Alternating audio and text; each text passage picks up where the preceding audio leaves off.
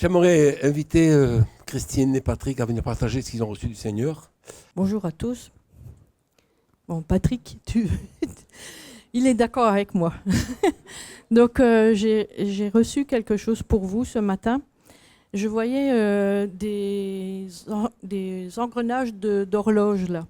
Et j'en voyais plein. Et il y en avait des plus ou moins grands, comme vous savez. Et quand une horloge marche, tous les engrenages marchent. Et je voyais que Dieu donnait vraiment une clé à chacun de vous pour mettre dans l'engrenage. Alors, il y a des grands engrenages, il y a des petits engrenages, mais pour Dieu, le grand n'est pas plus grand que le petit et le petit vice-versa.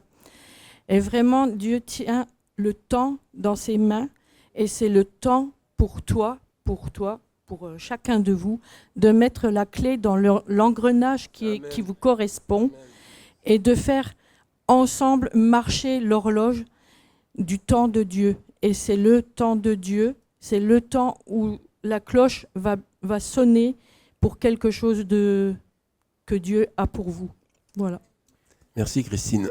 Donc Christine et Patrick sont membres de la communauté de Nérac. D'ailleurs, la communauté vous salue. On se tient dans notre maison, donc tous les dimanches, on a des temps de ouf dans la présence de Dieu. C'est vraiment extraordinaire. Et puis on a une communauté de prière qui est fantastique du lundi au vendredi, lundi, mardi, mercredi et vendredi, de midi à 1h30. Et on vit des temps d'exception dans la présence de Dieu et dans l'intercession. Alléluia. En tout cas, moi je voulais non seulement renchérir sur la parole de Christine, mais partager la vision qui va dans le même sens. Au tout début du temps d'adoration, j'ai vu un funiculaire, en tout cas, vous savez, ce truc-là, on monte tout ensemble les skis pour aller en haut, afin de pouvoir skier ensuite dans tout le massif. Et il y avait une excitation pour tous ceux qui montaient dans ce téléphérique, parce qu'ils étaient conscients que dans ces hauts sommets, il y avait quelque chose d'absolument magnifique au niveau de la vue, au niveau de la lumière et au niveau de la qualité de l'environnement, de la neige qui était là. Et cette excitation, c'est la dimension du ciel qui nous est ouverte. Et le thème de votre année, c'est, il me semble, sur la terre comme au ciel, n'est-ce pas? Et ce matin, moi, j'avais prévu de parler un chemin vers le ciel ouvert. Alléluia. Donc, on est réellement alignés. Ça fait à peu près... D'abord, une parole que je voulais donner. J'ai entendu l'Esprit me dire, je m'occupe de leur maison. Il te le dit à toi, ma sœur. Il s'occupe de ta famille, de ta maison, parce qu'il est Dieu. Parce que c'est un Dieu bienveillant. Il veille sur ta maison. Il veille sur ta famille. Ne crains pas, te dit le Seigneur. Alléluia. Et il le dit à d'autres aujourd'hui. Ne crains pas. Fais-moi confiance. Monte dans ce funiculaire. Je veux t'amener sur les hauteurs. Alléluia. Je vis quelque chose de particulier en ce moment. C'est une nouvelle saison pour moi. Longtemps, ça m'a été prophétisé. Et longtemps dans l'Église, tout ces derniers temps, on a dit, c'est un moment charnière. Mais je vous assure, on n'est plus dans ce temps charnière, dans cette année, on est dans le temps de l'incarnation, c'est-à-dire la manifestation du dessein et des projets de Dieu.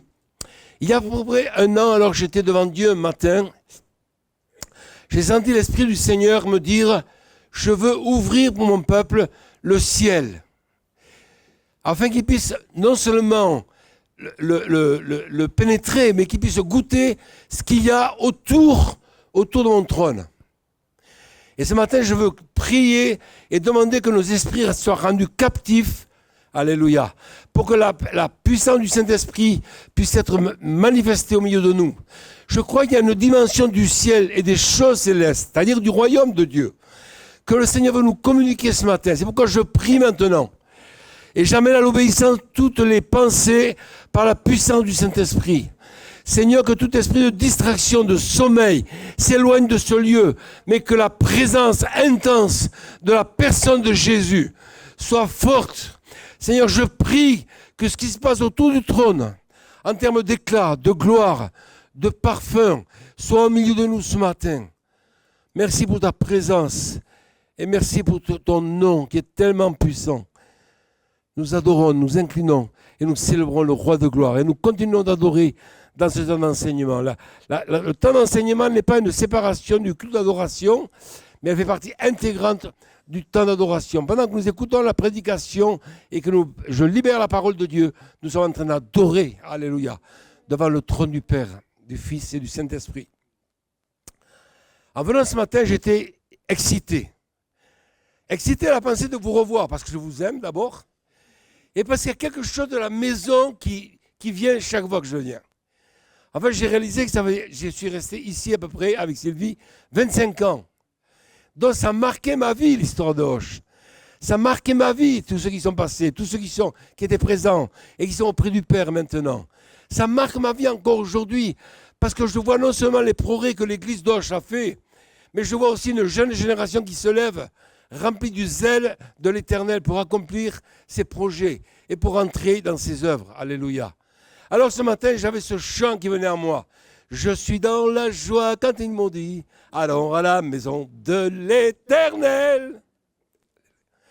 Donc il y a une excitation en moi. Il y a une excitation parce qu'il y a la joie de vous voir. Mais la joie aussi de voir que le royaume de Dieu grandit au milieu de l'assemblée. De voir que le projet de Dieu n'est pas terminé, mais qu'il continue. De voir une génération ancienne et nouvelle qui travaille ensemble, qui collabore afin que les desseins de l'Éternel soient accomplis. Alléluia. Et alors que je me tenais devant Dieu, cette dimension du ciel ouvert a commencé à se manifester d'une façon assez étrange. Par un mouvement de Dieu, mais aussi par des choses, je vous en parlerai, qui se sont passées autour de moi, avec des visions et un sentiment qu'à des moments, il y avait des présences angéliques surnaturelles près de moi. Et je vous en parlerai. Mais à des moments, j'ai vu aussi les témoins. Vous savez, ces témoins dont Hébreu parle, en nous disant, vous qui êtes entourés par une si grande nuée de témoins, dont je crois qu'il y a des manifestations. Et c'est le temps pour nous d'entrer dans des choses nouvelles. Ce qui va nous aider à accomplir le dessein de Dieu, c'est le fait de connaître toujours davantage le Seigneur, de l'aimer toujours plus, et de voir qu'il a pour nous des réserves de grâce, de compassion, de révélation, de connaissance. Il est le Dieu des nations. Je disais à Sandrine tout à l'heure, on a eu un temps dans la présence de Dieu vendredi matin, où on a intercédé pour l'Algérie comme rarement on a intercédé. Et on a crié pour le peuple algérien. On a crié pour que le Seigneur revisite ce peuple algérien, afin que la puissance du Saint-Esprit puisse bousculer l'inimitié qui existe entre la France et l'Algérie, que les blessures soient guéries. Alléluia. Et que l'Église de Dieu grandisse aussi dans ce pays. Mais vous savez, il est le Dieu de Kiev, alléluia, des Ukrainiens. Il est le Dieu des Russes. Il est le Dieu des Inuits. Il est le Dieu qui est assis sur le trône, alléluia. Et il regarde les nations. Et c'est un Dieu bienveillant. Seigneur, qu'as-tu pour la France? Ça nous interpelle. Qu'as-tu pour les nations francophones? Seigneur, permets-nous de voir et de comprendre. Et j'aimerais lire deux textes avec vous. En fait, je pense que je donnerai qu'une partie de mon enseignement ce matin sur le ciel ouvert et je garderai la deuxième partie pour la fois suivante quand je serai invité à nouveau. Donc, Apocalypse 1, verset 9. Non, je ne cherche pas du travail, j'en ai de reste. Mais c'est une joie de venir en deux fois plutôt que de passer sur des choses très importantes. Moi, Jean, votre frère, qui part avec vous à la tribulation et au royaume et à la persévérance en Jésus, j'étais dans l'île appelée Patmos à cause de la parole de Dieu et du témoignage de Jésus. Je fus ravi en esprit au jour du Seigneur et j'entendis derrière moi une voix forte, comme le son d'une trompette, c'est que tu vois. Écris-le dans un livre et envoie-le aux 7 églises à Éphèse, Smyrne, Pergame, Thyatire, Sardes, à Philadelphie et à Laodicée.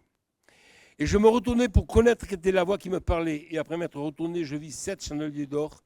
Et au milieu des 7 chandeliers, quelqu'un qui ressemblait à un fils d'homme, vêtu d'une longue robe et une ceinture sur la poitrine. Sa tête et ses cheveux étaient blancs comme la neige, comme de la neige, ses yeux étaient comme une flamme de feu, et ses pieds comme de l'airain ardent, comme s'il eût été embrasé dans une fournaise, et sa voix était comme le bruit des grandes eaux.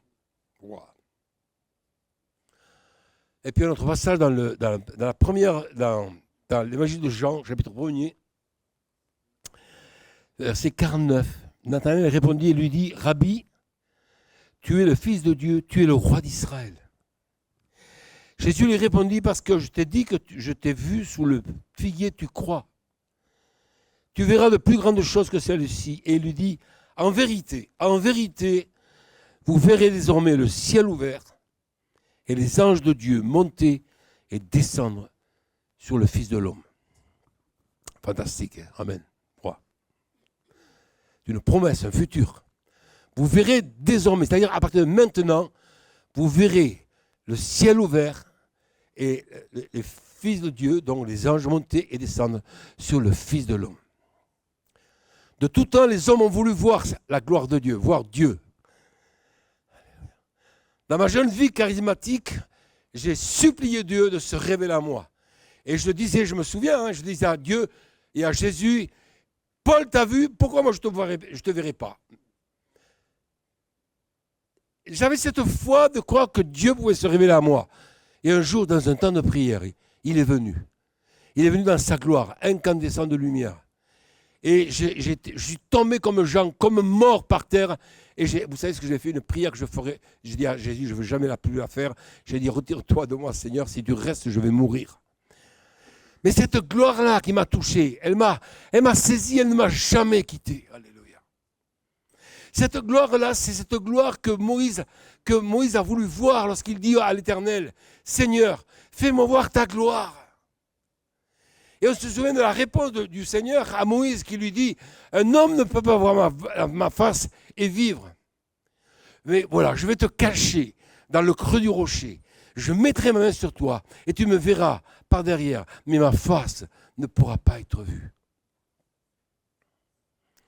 Les prophètes, le royaume d'Israël, la désillusion, et puis l'évangile, la venue de Jésus. Et Jésus qui vient travailler avec ses disciples pendant 3 ans, qui leur enseigne le royaume de Dieu, qui part du royaume de Dieu continuellement. Et il leur permet de vivre, en tout cas à trois de ses bien-aimés, Pierre, Jacques et Jean, il leur révèle sa gloire sur la montagne de la transfiguration. On est monté avec les équipiers du ministère Samuel il y a quelques années sur ce lieu-là, et je vous assure, il y avait un vent à décorner les bœufs. Juste en face de la Syrie, c'était assez étonnant, quoi. Et on a pris 1h30 d'intercession et de prière sur ce lieu, où on a béni la Syrie, et on a demandé que la puissance de Dieu descende sur son peuple, Israël, pour que leurs yeux soient ouverts. Alléluia. L'intention de Dieu, c'est que tu puisses le voir. Mais tu ne sais pas, tu l'as vu, et tu ne le connais pas, et tu ne le discernes pas. Depuis que tu as reçu Jésus, depuis que l'Évangile est entré dans ta vie, le Père, le Fils et le Saint-Esprit sont venus habiter en toi, dont la gloire qui était inaccessible, la gloire qui est dans le ciel, elle est venue et elle a habité en toi, dans ton esprit. C'est pour ça que l'apôtre s'écrit, Christ en nous, l'espérance de la gloire. Le ciel, ce n'est pas là-haut. Le ciel, il est là, c'est sa présence en moi. C'est la puissance de son esprit qui me permet d'adorer, de louer, en toutes circonstances. Quelle que soit l'épreuve que je traverse, quel que soit le temps dans lequel je suis, sa présence en moi est effective, que tu le sentes ou que tu ne le sentes pas, il est là. Et il veut te dire, je veux te montrer ma face, je veux que tu vois ma gloire. Et pour cela, le Seigneur va nous proposer un chemin. C'est le chemin vers le ciel ouvert. Alors j'ai pris du temps dans la présence de Dieu. Il y a quelques mois en arrière, l'église de Gapé à Strasbourg, que je suis avec Claude et Vinci maintenant, qui a pris la succession, m'ont dit, André, ils étaient là en septembre et ils ont entendu la parole que j'ai donnée avec Fabienne qui se corroborait concernant les cieux ouverts. Et ils m'ont dit, André, on veut que tu nous enseignes sur le ciel ouvert. J'ai dit, Seigneur, comment enseigner sur le ciel ouvert? Et j'ai commencé à prier, à chercher la présence de Dieu et à recenser tous les hommes qui avaient fait une rencontre surnaturelle avec le Seigneur. En fait, j'aurais dû commencer par ça, mais le temps m'était trop compté pour qu'on puisse avoir le temps de voir tous ces hommes et ces femmes de Dieu qui ont vu le ciel ouvert et qui ont vu le Seigneur dans sa parole. Donc j'ai dit à Jésus, mais il y a un chemin pour voir ta gloire. Et il y a une chose qui s'est imposée à mon esprit. La première chose, le premier point important, je vous demande de noter pour ceux qui prennent des notes, c'est que si tu veux voir le ciel ouvert, il faut qu'il y ait une purification de ta vie. En étudiant l'histoire d'Israël et l'histoire du tabernacle, j'en parlais il y a quelque temps avec Fabienne, et elle me disait, tu sais André, il y a eu une époque où les souverains sacrificateurs se succédaient à une allure vertigineuse. Vous savez pourquoi? Parce que ces souverains sacrificateurs venaient dans la présence de Dieu sans être purifiés et ils tombaient raides morts par terre.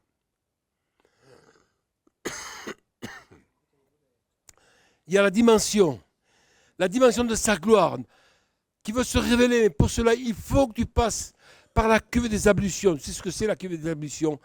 C'est-à-dire le lieu où le souverain ou le sacrificateur qui voulait entrer dans la présence de Dieu devait se laver les mains et les pieds. Pour signifier par cela qu'il venait dans la pureté devant Dieu. Vous vous souvenez d'Ophni et Phiné, les fils d'Élie, le sacrificateur. Ces hommes-là avaient un engagement, un ministère à accomplir.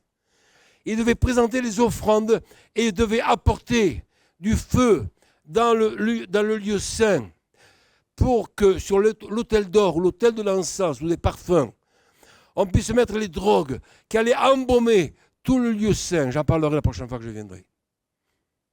Mais ces deux hommes, au lieu d'aller sur l'autel des sacrifices chercher des braises ardentes, ils ont pris le feu de leur maison. Et quand ils sont entrés dans le tabernacle, ils sont tombés tous les deux raides morts. Ils étaient sacrificateurs, fils du souverain sacrificateur. Et ils sont morts. Pourquoi? Parce qu'ils sont venus dans la présence de Dieu sans être purifiés. Il y a quelques années, je me souvenais de cela ce matin, je l'ai rappelé il y a quelques temps en arrière. J'étais invité dans une église de Dieu dans le centre de la France. Et quand je suis rentré, c'était étonnant, j'ai vu une femme et il y a eu une attirance complètement surnaturelle et démoniaque. Et je n'arrivais pas à mettre mes yeux ailleurs. Et intérieurement, je criais à Dieu qui me délivre de cette tentation. Et au moment où j'étais en train de vivre cela, sur le mur de l'église blanc, je vois écrit en lettres de feu, sainteté à l'Éternel, vous qui portez les vases de l'Éternel. La tentation est partie d'un coup, mes amis. Tout est pur pour ceux qui sont purs. Donc si tu veux connaître sa gloire, si tu veux entrer dans le sanctuaire et voir davantage ce qui passe autour du trône, il y a réellement un besoin de purification de ta vie humaine, de ta vie terrestre. C'est le premier et la condition, c'est le préalable pour rencontrer le Dieu de gloire. Ce sont ceux qui sont purs qui peuvent voir le royaume de Dieu. La deuxième condition pour que le ciel soit ouvert pour toi, c'est que tu dois avoir une dimension de foi surnaturelle. Sans la foi, il est impossible de lui plaire. T'entends? C'est la foi qui fait la différence. La foi, c'est ce qui nous permet de nous appuyer sur les promesses de Dieu. C'est ce qui nous permet de croire en Dieu sans l'avoir vu. Alléluia. C'est ce qui nous permet d'entrer dans les choses et dans les héritages que Dieu a promis. C'est par la foi, il faut lire le 11 des Hébreux, pour voir la puissance qui est générée par ceux qui ont la foi. Alléluia. La foi, c'est croire. Alors que tout te dit non. Alors que les vents qui soufflent sont contraires. Alors que tout est ténèbres autour de toi. Alors que peut-être tu passes par la vallée de l'ombre de la mort. La foi te permet, par la dimension de cette foi que tu as reçue du Seigneur, de jeter ton ancre au-delà du voile, jusque dans le sanctuaire, et tu peux rester debout. Alléluia. par la foi, ils éteignirent la puissance du feu. Ils furent délivrés de la bouche des lions. Vendredi, alors que nous étions en train d'intercéder, louer et chercher Dieu pour la France, on s'est souvenu du temps des Huguenots et du prix que ces gens ont payé pour que l'évangile nous parvienne. Comment ces gens, ces hommes, parfois des jeunes gens, des enfants, résistaient au martyre en louant et en célébrant Dieu. Alléluia. Comment jusqu'à la fin, je pense à un homme qui était en train d'être supplié sur la place de Grève, je crois, à Montpellier, alors que les tambours roulaient pour empêcher le prédicateur de continuer à prêcher la parole alors qu'il était en train d'être écartelé sur la roue. Il a dit, Seigneur, arrête ces tambours. Et la pluie s'est mise à tomber. Les tambours n'ont pas pu continuer à couvrir le prédicateur jusqu'à son dernier souffle, à proclamer l'autorité et la puissance du nom de Jésus. C'est par la foi. Alléluia. Où est ta foi? La foi te permet de passer par-dessus les murailles. C'est ce qu'a éprouvé le David dans le psaume 18. Il dit, avec mon Dieu, je saute une muraille, je poursuis mes ennemis, je les atteins et je ne reviens pas avant de les avoir exterminés. Alléluia. Ta foi te permet de sauter les collines. Ta foi te permet de traverser la vallée de l'ombre de la mort. Ta foi te permet de passer par-dessus la maladie et les difficultés que tu éprouves. Cette semaine, j'ai vécu, alors ça va être lié au fait que je rajeunisse de jour en jour. Mais j'avais le dos complètement bloqué. Mais ma foi m'a permis de continuer à célébrer le Seigneur le matin alors que j'avais une douleur impressionnante au niveau du dos. J'étais bloqué. Ce que je ne savais pas, c'est qu'au même moment, des bien-aimés de notre communauté étaient en train d'intercéder pour que Dieu relève le dos d'André. Et tout à coup, le miracle s'est opéré. J'ai senti la visitation du Saint-Esprit. Je me suis mis à louer Dieu. J'ai dit, ils sont en train de prier pour moi. À la fin de ce temps, j'étais complètement changé. La foi fait la différence. Alléluia. Si tu crois, tu verras la gloire de Dieu. Alléluia. Donc, cette foi te permet de voir dans le monde invisible. Je me souviens, une chère sœur qui disait, mais André, pourquoi tu vois les anges? Je dis, je ne vois pas. Ben, je dis, c'est une question de foi. Alors, cette sœur que j'aime énormément a mis sa foi en action. Et quelques jours plus tard, elle me dit, André, je les ai vus. J'ai dit, tu vois, la foi. La troisième clé, alléluia, c'est le fait que cette dimension du ciel te permet de voir, comme je l'ai tout à l'heure souligné, les témoins. Pourquoi Dieu nous parlerait-il de cette nuée des témoins? Pour que nous soyons toujours dans l'ignorance de qui ils sont et de ce qu'ils font. Donc j'ai dit à Jésus un jour, je veux voir les témoins. Et j'ai commencé à les voir. Un matin, je me souviens, j'étais dans un culte d'adoration. Et puis je vois une tribune. Et il y avait plein, tous les croyants dans la présence de Dieu qui étaient en train d'adorer le Seigneur. Une vision du ciel ouvert. Alléluia. Et je vois même un pop grec. Et je dis, mais qu'est-ce qu'il fait là, celui-là? Et la parole de Dieu qui vient, c'est un de mes enfants, André.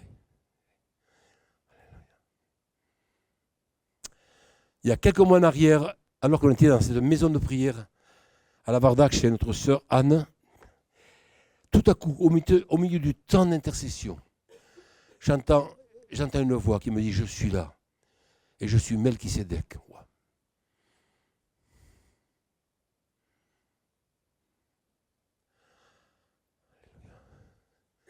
Seigneur, je te prie que tu ouvres les yeux de ton peuple à Auch, pour que les témoins au-dessus de cette vie, c'est-à-dire ceux qui sont morts à cause du nom de Jésus. Vous savez qu'il y en a qui sont morts à Auch à cause du nom de Jésus.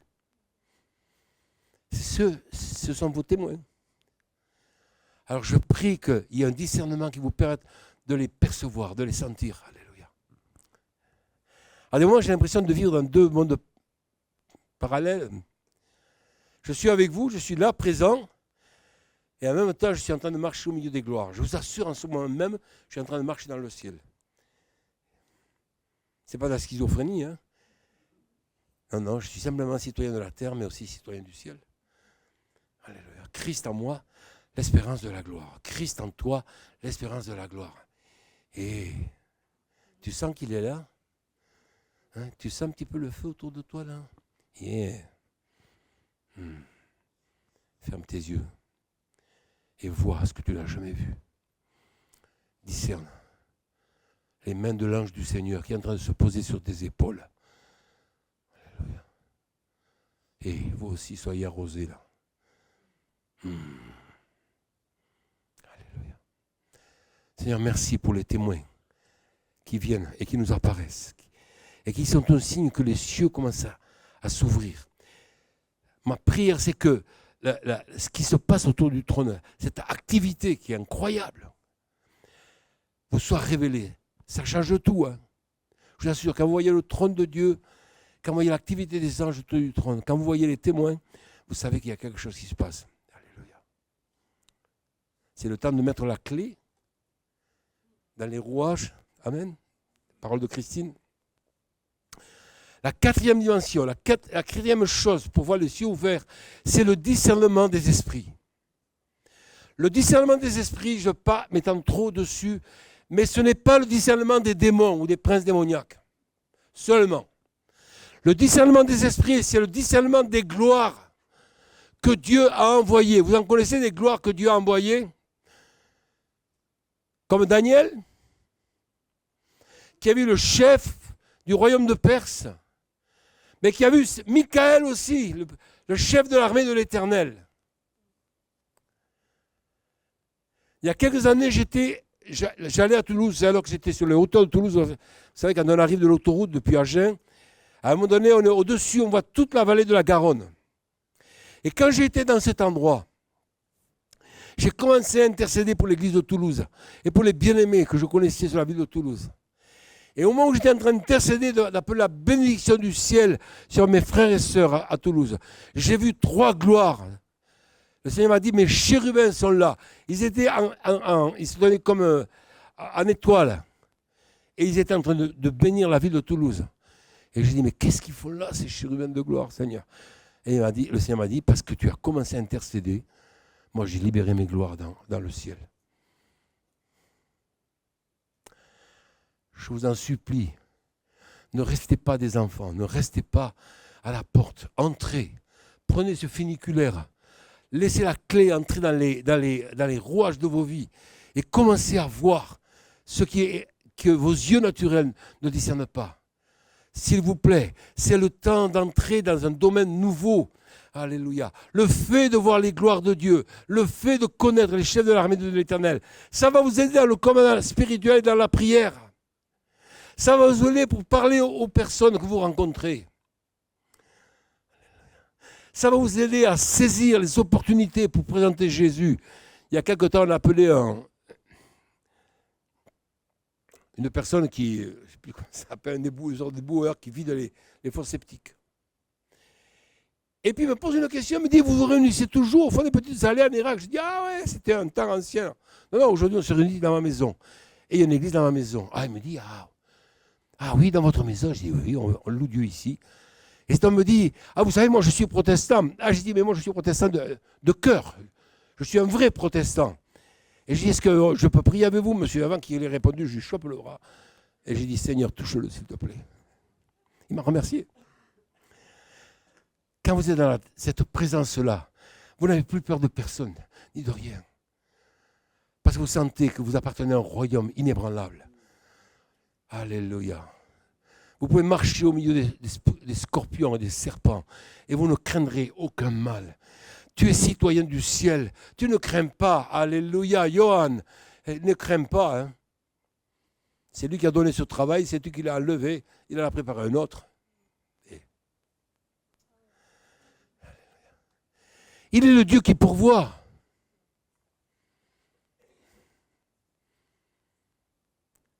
Je me souviens de temps épiques On allait dans une école prophétique à Pau. On avait une Xara à l'époque. On était 5 dedans et j'avais des cassés dans les pieds. C'est Sylvie qui conduisait. Et au bout d'un moment, j'ai dit à Jésus, tu as vu ton serviteur dans l'étroitesse. Il m'a dit, mais qu'est-ce que tu veux, André?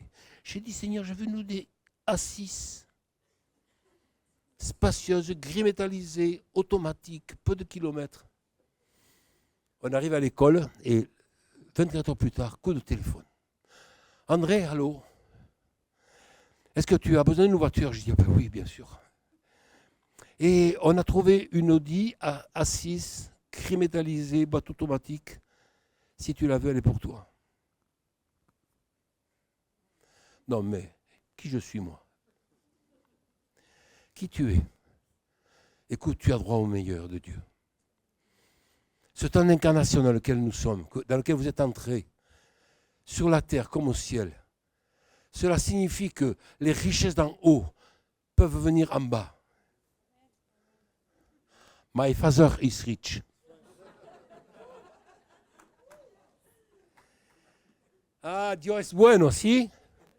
¿Cómo están? ¿Bien? Alléluia. Donc ces autorités de gloire vont nous aider, elles vont nous montrer la voie, elles vont nous montrer comment agir, comment opérer, comment parler. Alléluia. Ça veut dire qu'une plus grande dépendance de Dieu va nous permettre de discerner comment parler, parfois nous taire, simplement un sourire, seulement une parole, seulement une poignée de main. J'arrive à une caisse de l'Intermarché il y a quelque temps en arrière. La femme me regarde et me dit, monsieur, vous êtes toujours speedé, mais vous êtes heureux. J'ai dit, donnez-moi 5 minutes, je vais vous expliquer pourquoi je suis heureux. Alors quand j'ai eu payé mes courses, je lui ai annoncé l'évangile. En 3 minutes, alléluia. Christ en moi, l'espérance de la gloire. La 5e clé, ce n'est pas la moindre. Il faut que tu fasses relâche.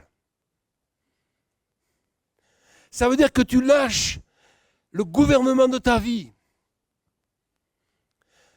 Ça veut dire que quand Dieu veut t'amener plus loin, il ne faut pas que tu essaies de comprendre ou d'analyser humainement. Parce que ça te fait redescendre. Lâcher les rênes, vous savez ce que ça veut dire? Je dépends du cheval sur lequel je suis. Mais vous ne réalisez peut-être pas, mais lâcher les rênes, c'est très inconfortable, c'est très insécurisant. Parce que tu ne sais pas où Dieu t'amène, tu ne sais pas ce qu'il va faire, mais tu dépends de lui. Je sais que mon Rédempteur est vivant, alléluia, je le sais. Il y avait un chant autrefois que j'entendais, c'était « Seigneur, je ne sais où tu me diriges, non, je ne connais pas le chemin. » Si Jean était là, il poursuivrait. Faire relâche. Autrement dit, quand ça coince, quand tout va mal, au lieu de chercher humainement une solution, va boire un café, va au resto, va voir un bon film. Et détends-toi. Il est là. Mais il faut que tu sois détendu. Il y avait la personne qui nous a vendu le terrain sur lequel nous habitons, jusqu'à aujourd'hui, à Puyfort-Aiguille. Alors, on est entré en amitié, il avait une vie assez dissolue, cet homme. Mais il avait une nièce qui mariait. Et alors, il a dit, je voudrais vous inviter au mariage de ma nièce. Alors, sur le moment, on a dit, oh, c'est sympa, nous inviter. Après, on a dit, oh là là, on va aller dans le monde. Mais c'est terrible, ça. Alors, on était espiés, j'ai dit, Seigneur, qu'est-ce que je vais faire? Je vais vite faire ma BA, dire bonjour marié, et rentrer sur ma haute montagne. Et puis on rentre, on va prendre l'apéro. Et puis on avait donné en plus une Bible aux mariés. Et puis j'avais dans un coin, j'étais tellement malheureux. J'étais tellement coincé. Quand Dieu est venu vers moi et m'a dit là, dans ce restaurant, au milieu de la musique du monde, parce que le monde ne connaît que sa musique, et moi j'étais tellement malheureux. Et Dieu m'a dit, je suis là. Vous savez ce que j'ai répondu? J'ai dit, mais qu'est-ce que tu fous là, Seigneur? Il m'a dit, parce que tu es là, je suis là.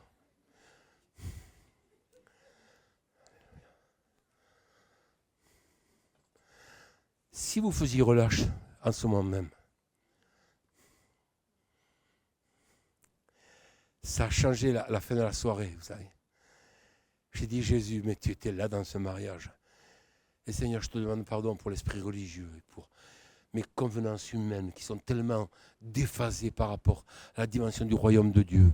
Toi qui aimes tous les hommes, on est venu pour venir se marier et on fait une tête d'enterrement à un mariage.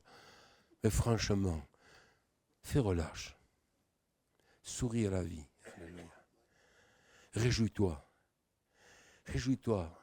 Bénis le Seigneur. Il y a une chose que tu peux faire en rentrant à la maison, avant de prendre le repas. C'est prendre 5 minutes pour dire à Jésus merci d'être dans une si bonne église, d'avoir de si bons pasteurs. Tu as vu les pasteurs que Dieu vous a donnés?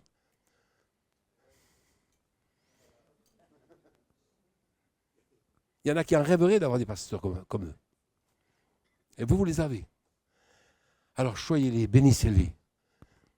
Appelez la bénédiction sur leur vie, sur leur famille, sur leur maison. Amen. Le 6e point, c'est le son dans le ciel, ou la voix de Dieu. Le son du ciel. Vous vous souvenez de ce chant? Le son du ciel touchant la terre. Mais est-ce que nous avons déjà entendu le son du ciel? Est-ce que tu as déjà entendu les trompettes d'en haut, les harpes d'en haut, les guitares d'en haut,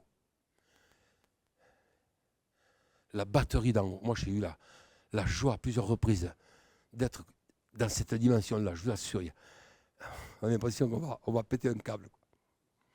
Parce que ça nous dépasse tellement, tellement glorieux.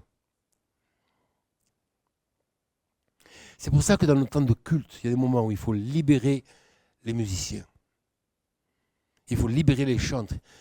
Il faut se laisser de la place au chant prophétique. Moi, j'ai connu cette église embrasée avec des jeunes gens, des jeunes filles qui dansaient devant l'Éternel. Et ça nous mettait les frissons. Parce que c'était l'activité du ciel qui saisissait ces jeunes gens, ces jeunes filles. Seigneur, fais-moi entendre le son du ciel. Le jour de la Pentecôte, à l'acte 2, ils ont entendu le son du ciel. Il se fit un bruit qui remplit toute la maison. Il m'est arrivé une drôle d'événement cette semaine-là. C'était pas cette nuit, la nuit d'avant. Il y a eu un orage et j'ai entendu le bruit du tonnerre. Et ça a coupé l'électricité, et puis l'électricité est revenue, sans faire disjoncter. Et quand c'est revenu, c'est la sonnette d'entrée qui s'est mise à sonner. Ding dong, ding dong, ding dong. La télé qui se met en route. La lumière qui s'allume dehors. Vous savez, au-delà de cette coupure de courant, j'avais le sentiment que Dieu voulait me dire quelque chose.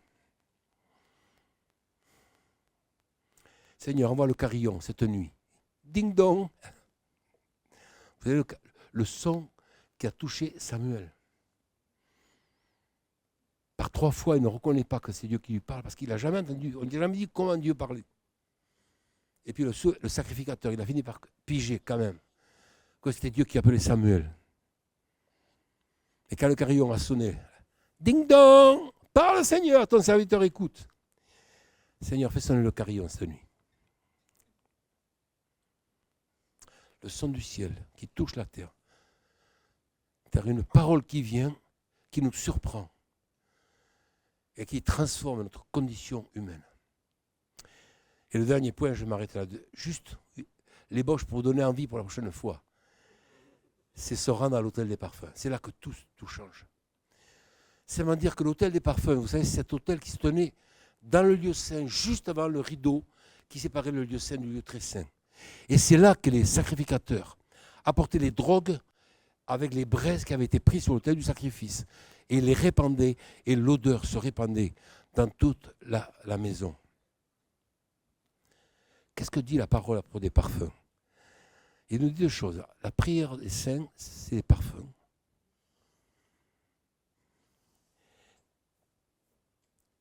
Et puis l'autre, c'est que nous sommes la bonne odeur de Christ.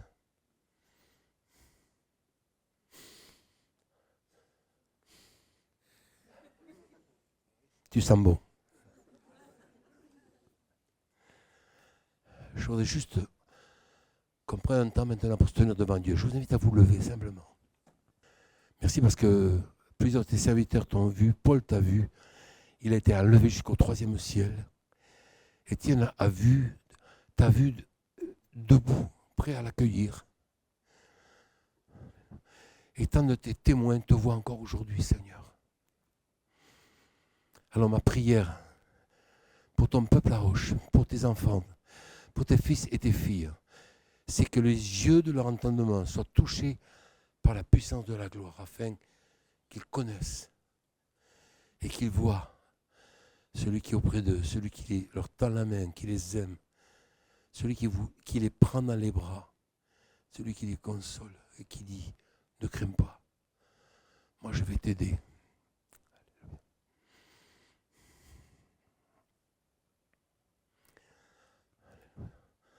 Et l'Esprit vous demande, il vous dit, mais est-ce que votre cœur est toujours épris de ma présence?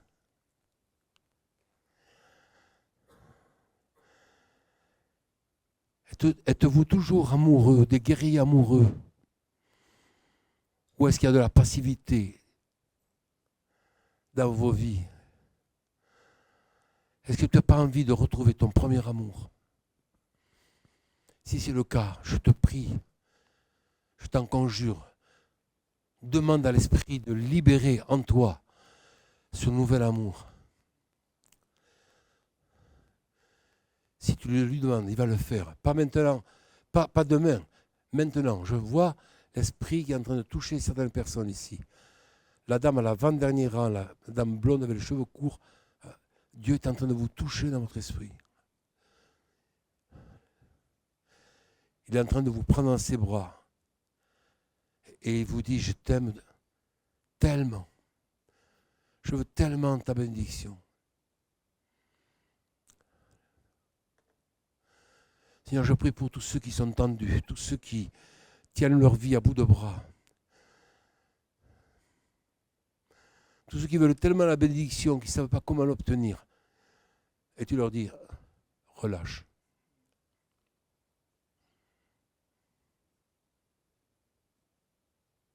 Toi qui as peur d'aller trouver ton pasteur. Toi qui as peur de lui avouer tes manquements. Le Seigneur te dit, je vois, je connais tout. Fais relâche, va le trouver, dis-lui. Si nous confessons nos péchés, il est fidèle et juste pour nous pardonner nos péchés et nous délivrer de toute iniquité. Celui qui cache ses transgressions ne prospère pas, mais celui qui les avoue et les délaisse obtient miséricorde. Où est-ce que tu dois relâcher? Peut-être que tu dois relâcher par rapport à tes enfants. Quand tu es un père et une mère aimante, tu es toujours le père de tes enfants, mais le Seigneur te dit relâche, c'est moi qui m'en occupe. Et on a dû faire ça avec nos propres enfants. Et c'est ce qui nous permet d'être en liberté avec Sylvie. D'aimer toujours, mais d'accepter que le chemin de nos enfants soit différent du nôtre.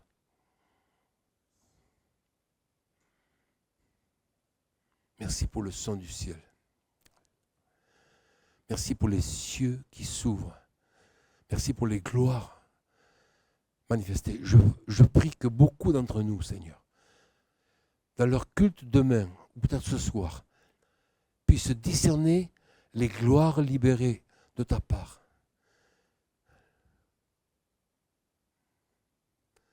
Seigneur, comme tu as dit par ma bouche, parce que c'est toi qui me l'as dit, que c'était une année d'incarnation. Alors je te prie qu'il y ait quelque chose de nouveau, de neuf, d'authentique dans l'Assemblée de Dieu à Auch.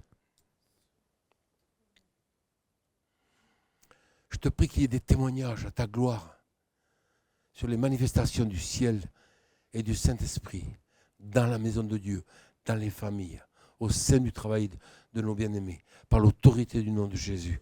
Merci pour l'autel des parfums. Merci parce que tu as fait de nous un royaume. Seigneur, la plus grande part, la plus grande chose que tu aies fait après d'avoir libéré le salut, c'est de faire de nous des sacrificateurs pour Dieu. Et je te prie que la dimension de la sacrificature soit renforcée à Auch.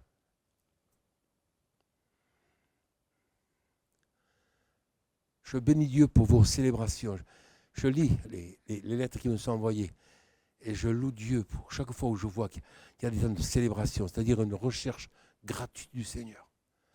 Le célébrer simplement pour qui il est. Je vous souhaite le meilleur. Je vous souhaite à la prochaine célébration une manifestation du ciel. Puissante, vivante. Vous me direz, s'il vous plaît. Nous te louons, nous te célébrons ensemble, Seigneur. Nous te disons merci pour ces temps. Nos cœurs sont dans la joie. Merci de toucher encore le dos de ceux qui sont malades. Viens toucher la lecture de ta parole. Viens mettre une capacité de voir dans le texte des choses qui vont nourrir la présence de Dieu dans la vie de tes enfants. Demain, ce soir, dans la semaine qui vient, par le nom de Jésus. Merci pour le ciel ouvert.